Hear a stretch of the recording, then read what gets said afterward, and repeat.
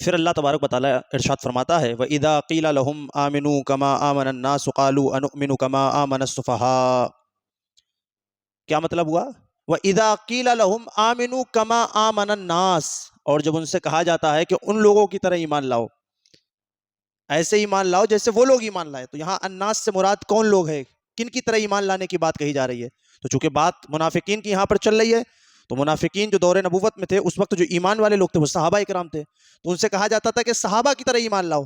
تب پھر وہ پلٹ کے کیا جواب دیتے تھے؟ قالوا انؤمن کما آمن السفہاء، کیا ہم ایمان لائیں ان لوگوں کی طرح جس طرح بے وقوف لوگ ایمان لائیں،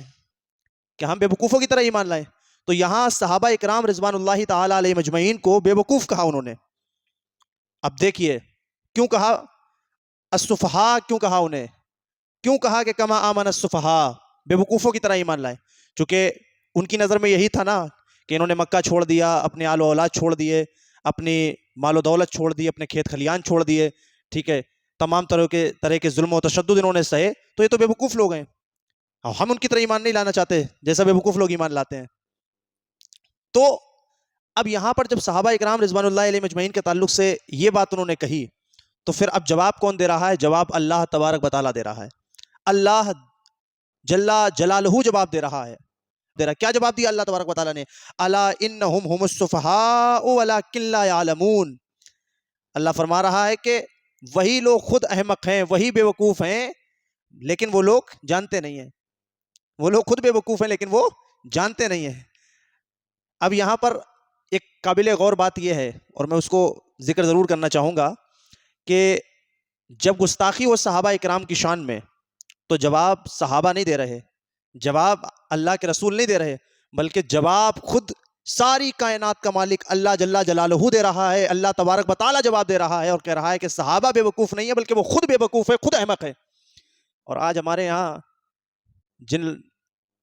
لڑکوں کو استنجا کرنے کا طریقہ نہیں معلوم، جنہیں پتہ نہیں ہے کہ وضو میں فرض کتنے ہیں، واجب کتنے ہیں، اور سنتیں کیا ہیں، مستحبات کیا ہیں، وہ صحابہ پر تبصرے کرتے ہیں، وہ صحابہ پہ طعن و تشنیع کرتے ہیں، صحابہ اکرام رضوان اللہ تعالیٰ علیہ مجمعین کو نشانہ بناتے ہیں۔ کتنے بے وقوف لوگ ہیں، جب اللہ کے رسول کے صحابہ اکرام پر حملہ ہوتا ہے تو اللہ جواب دیتا ہے۔ اور آج کل ہر بندر کے ہاتھ میں ڈگڈگی ہے، وہ اپنی پیٹ رہا ہے موبائل پر بیٹھ کر کے، انسٹاگرام پر، فیس بک کے اوپر، فلاں صحابی نے یہ کیا، فلاں نے یہ کیا، فلاں کا کام یہ تھا، فلاں نے یہ کیا۔ نو، اب آپ سمجھیے اللہ تبارک و تعالیٰ خود جواب دے رہا ہے صحابہ کے دشمنوں کو، اور ادھر آج کل جو جنہیں چار باتیں اگر معلوم ہو گئی تو وہ اپنے آپ کو بڑے فلاسفر سمجھ رہے ہیں اور اپنے آپ کو جو ہے تاریخ کا بڑا جانکار سمجھ رہے ہیں۔ اللہ کے رسول صلی اللہ تعالیٰ علیہ وسلم نے فرمایا، میں اس حدیث کو یہاں ذکر کرنا چاہوں گا جو طبرانی کے اندر موجود ہے،